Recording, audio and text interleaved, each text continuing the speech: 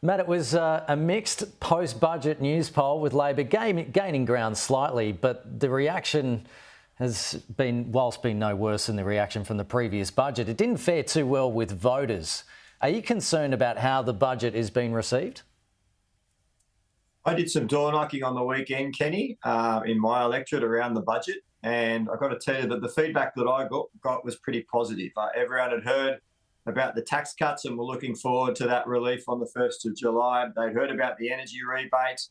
If you're a student, you're over the moon with the fact that the government was writing off the increase in HEX indexation, and the prac placements went down well as well. So I've got to say, I think that the feedback I got in my community was positive, but we do know that there's more work to do.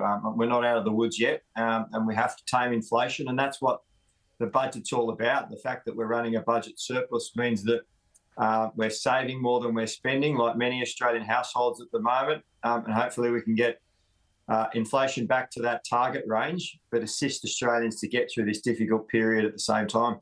Well, not many people think that you can do it, though. Hollie, less than a third of people surveyed believes they will be better off financially from the budget, despite the tax cut, rental assistance, the $300 energy rebate. And they also mostly believe that this budget is not good for inflation. What's your take? Well, I mean, almost credit to the Treasurer and the Finance Minister. You know, this saying around economists that if you put 10 economists in a room, you get 10 different opinions, or possibly 12 different opinions. But, you know, they seem to have united every economist from every sort of side of the political persuasion that this budget is a dud. It's high spending. Matt talks about a surplus this year, which is off the back of high resource prices, but looking into the future, it's nothing but a sea of red and deficit and deficit and deficit. And that's because this government has injected a new $315 billion worth of spending.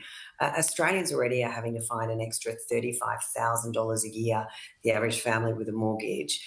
We're not talking about change you find down the back of the couch. This is a substantial hit to their quality of life, that they're, we know that the quality of living they're experiencing has dropped by over 7.5% since this government came to power.